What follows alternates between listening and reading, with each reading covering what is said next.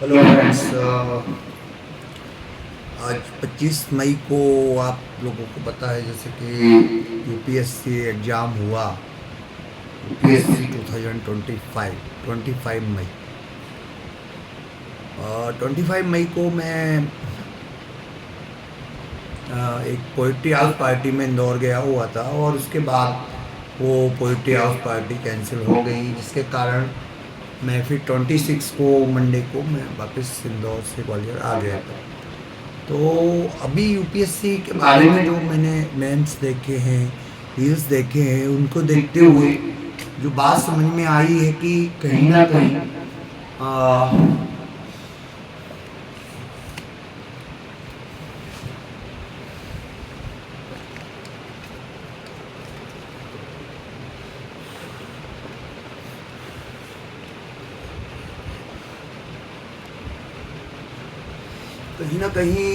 क्या है कि यूपीएससी का जो एग्ज़ाम है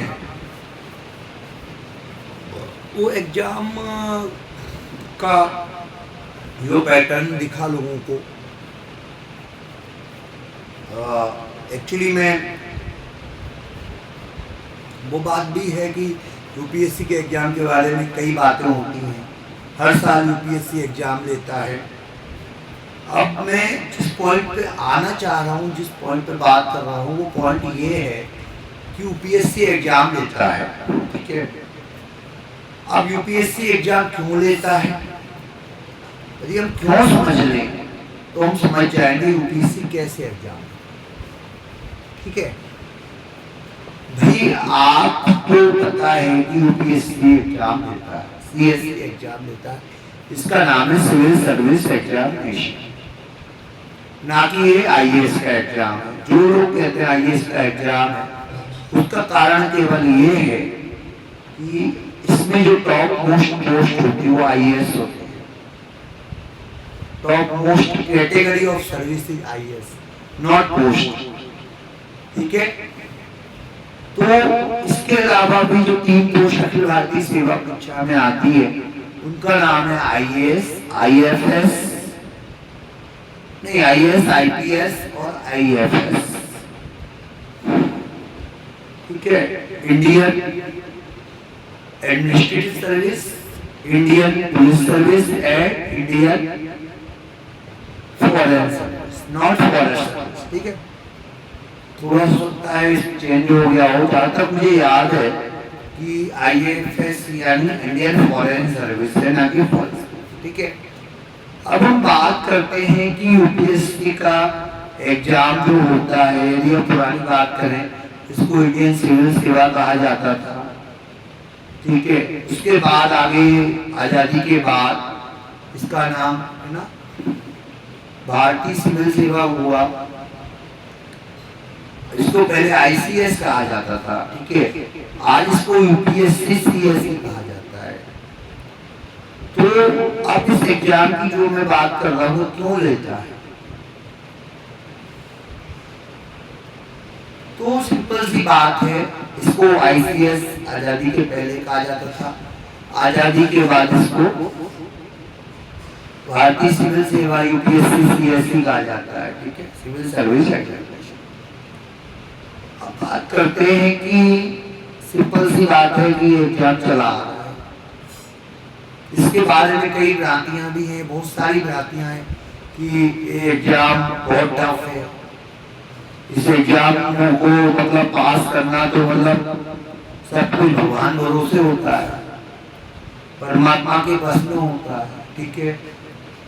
कुछ भ्रांतियां ये भी है कि इसके लिए बहुत होशियार होना पड़ता है, मतलब प्रॉपर ही इसको निकाल पाते हैं जो अच्छे से अपने टाइम पे। जैसे मैं यदि अपनी बात कहूँ तो मैं डिस्ट्रिक्ट टॉपर हूँ अपने टाइम का, है स्कूल का, खरगोन डिस्ट्रिक्ट, ठीक है। अब इस एग्जाम के बारे में जो यदि अपन बात करें, ठीक है, यदि ऐसा होता कि इस एग्जाम को केवल और केवल फर्स्ट क्लास या डिस्टिंक्शन वाले ही इस एग्जाम को पास करने के लिए एलिजिबल होते, तो क्या यूपीएससी इस पॉइंट को देखता है? क्या यूपीएससी इस पॉइंट को देखे बिना इस एग्जाम को कंडक्ट करा देता? आप खुद सोचिए, इस एग्जाम के लिए एलिजिबिलिटी क्राइटेरिया होता है आप कम से कम ग्रेजुएट होना चाहिए, ग्रेजुएट होना चाहिए, ठीक है, और कम से कम एक उम्र होनी चाहिए 21 साल। 21 साल की उम्र है और आप ग्रेजुएट है तो इस एग्जाम में बैठ सकते हैं, ठीक है। प्रॉब्लम कहाँ आता है कि एग्जाम यूपीएससी लेता है, एग्जाम के नाम से आदमी को डर लगने लगता है। क्यों लगता है? क्यों लगता है एग्जाम के नाम से? हर किसी को लगता है, मुझे भी लगता है कि जब मैं जिस दिन मेरा एग्जाम होता है उस दिन मेरी साइकोलॉजी जो काम करती है, जो सभी की काम करती है, मेरे साथ भी वही हुआ 16 फरवरी।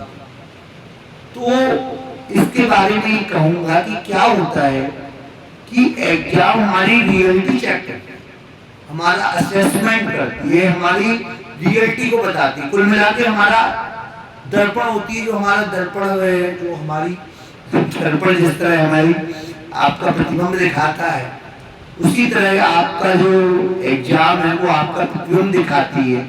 सीधे शब्दों में हम लोग कहते हैं कितने पानी में, ठीक है।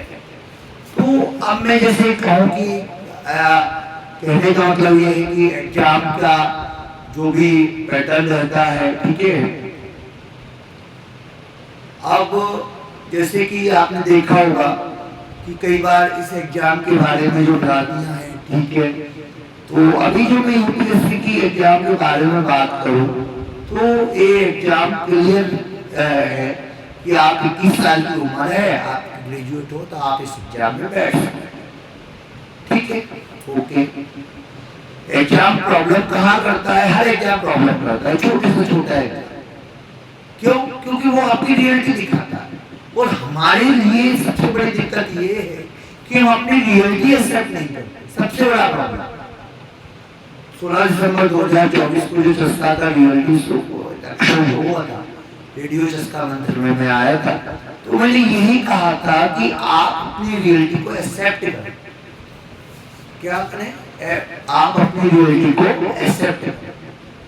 तो सबसे यही एग्जाम के लिए, जैसे कि पहले 30 साल एज थी, अब 32 ईयर्स एज है, पहले 4 अटेम्प्ट थे और शायद 5 या 6 अटेम्प्ट थे, है ना, जनरल वालों के लिए।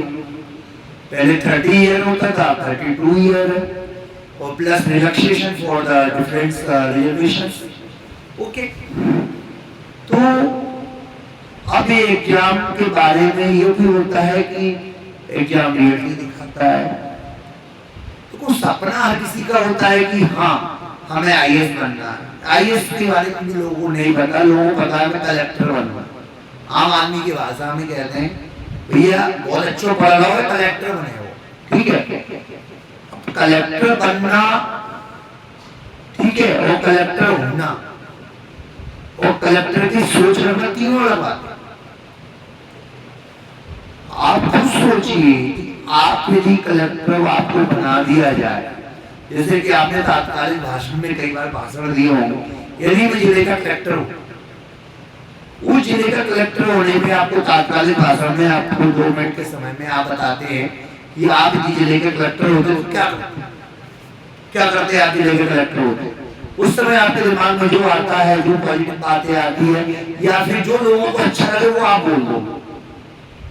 क्या उनका एग्जीक्यूशन उस समय, जैसे हमने तात्कालिक भाषण में, आप छोटी क्लास में थे, स्कूल में थे, कॉलोनी में भी दिए होंगे, कई जगह कंपटीशन में भी कुछ लोगों ने तात्कालिक भाषण, किसी का फेवरेट क्या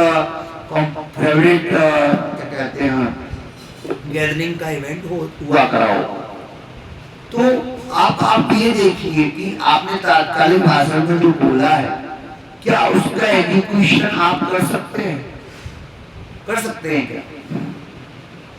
तो आप सब देखिए कि यूपीएससी के जो एग्जाम होता है कि ऐसे ही एजुकेशन लेवल पे काम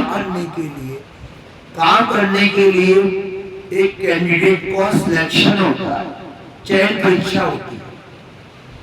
तो यदि चयन परीक्षा है, ठीक है, तो इस चयन परीक्षा के लिए खुद सोचिए देखिए ना, आपने तात्कालिक भाषण में बोल दिया कि हमने जिले के कलेक्टर होते तो हम ये कर देते, हम ऐसा कर देते, हम बहुत कुछ कर सकते। 2 मिनट में जो भी आपके समझ में आया, जो लोगों को अच्छा लगे वो आप बोलोगे। ये भी नहीं बोलोगे जो आपको अच्छा लग रहा है वो नहीं बोलोगे, आप वो बोलोगे जो लोगों को अच्छा लगे, जिस समय तात्कालिक भाषण में आप बात कर रहे हैं।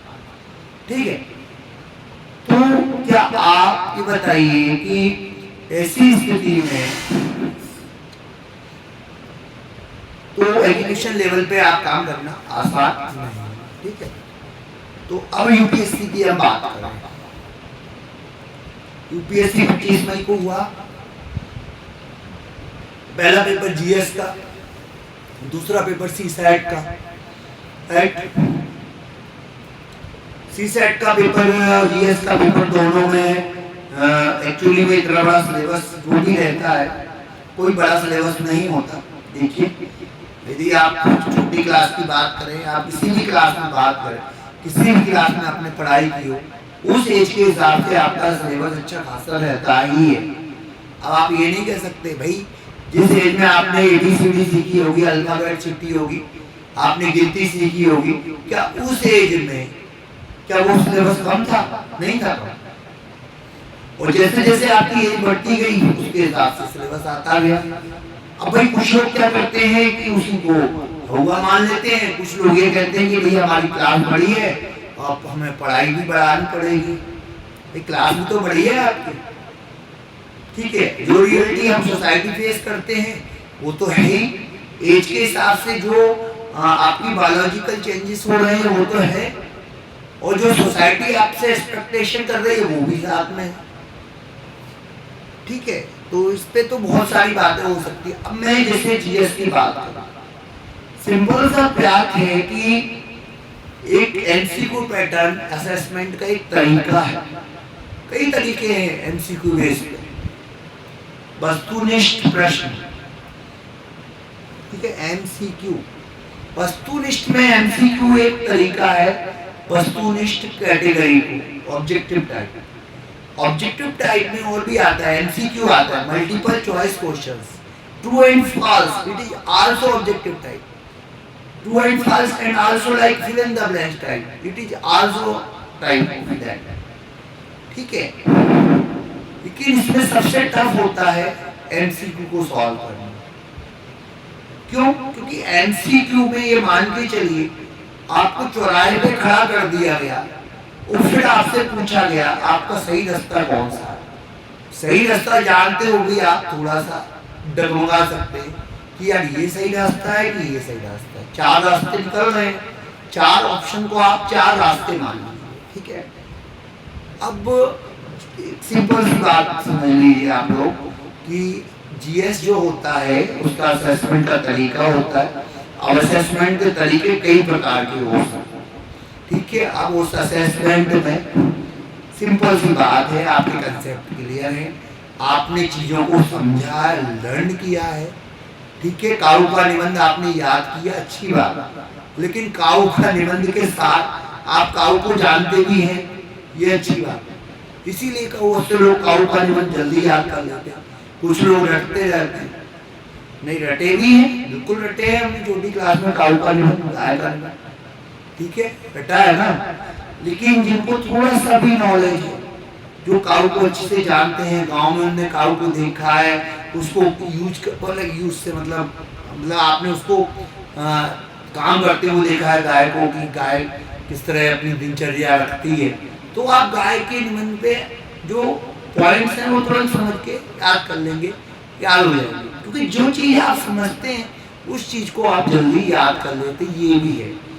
यही तो रटने का प्रॉब्लम है कि आप रटते हैं ना, बहुत से लोग जो रटते हैं, ठीक है, रटने में क्या होता है कि जब भूल जाते हैं, क्यों भूल जाते हैं? क्योंकि आपने रटा है, चीज़ों को समझा नहीं। कुछ चीज़ें तो रटने के लिए हैं ही, उसका तो कोई ऑप्शन नहीं है। ठीक है, छोटी क्लास में हमको क्या है कि जो कौन सी रोट लर्निंग कराई जाती है, धीरे धीरे हमको कंसेप्चुअल लर्निंग या एक्सपेरिमेंटल लर्निंग, कई प्रकार की लर्निंग हमको देखने को मिलती है लगभग 8th क्लास के बाद। ठीक है, उस समय की एज के हिसाब से तो यूपीएससी का जो सिलेबस है, पेपर है, मैंने नहीं देखा, लेकिन इसके बारे में सीरीज मैंने देखे हैं, उसके आधार पर थोड़ी मैं बात कर रहा था। तो मैं तो ये कहना चाहता हूँ कि आपके कंसेप्ट क्लियर होना चाहिए, आपकी लर्निंग अच्छी होनी चाहिए, कि भी आपने यदि चीज़ों को लर्न किया है, समझा है, आप अपना विचारात्मक चिंतन उसके प्रति रखते हैं, और साथ में आपकी क्लियरिटी भी है कंसेप्ट, तो पेपर कैसा भी आ जाए कोई दिक्कत नहीं होगी। हाँ, वही बात होगी कि फिर आपकी प्रैक्टिस, आपके कंसेप्ट क्लियर होने चाहिए, लेकिन आप ये ना सोचें कि हमें जैसे 100 क्वेश्चन यदि जीएस के आ रहे हैं, 120 आ रहे, 100 आते हैं, कितने भी आ रहे, ठीक है, वो क्वेश्चन हमें कहीं से मिल जाए, एक रात पहले, एक हफ्ते पहले, एक महीने पहले, या किसी टीचर के नोट्स हमें मिल जाए कि उसमें से क्वेश्चन सीधे सीधे एग्जाम में आ जाए, तो अच्छा है। हालांकि वो फायदा भी करेगा ना, क्योंकि इतना कहीं ना कहीं आपने वो क्वेश्चन देखे हुए हैं, तो आपको लगेगा कि वो क्वेश्चन अच्छे से सॉल्व कर लेंगे।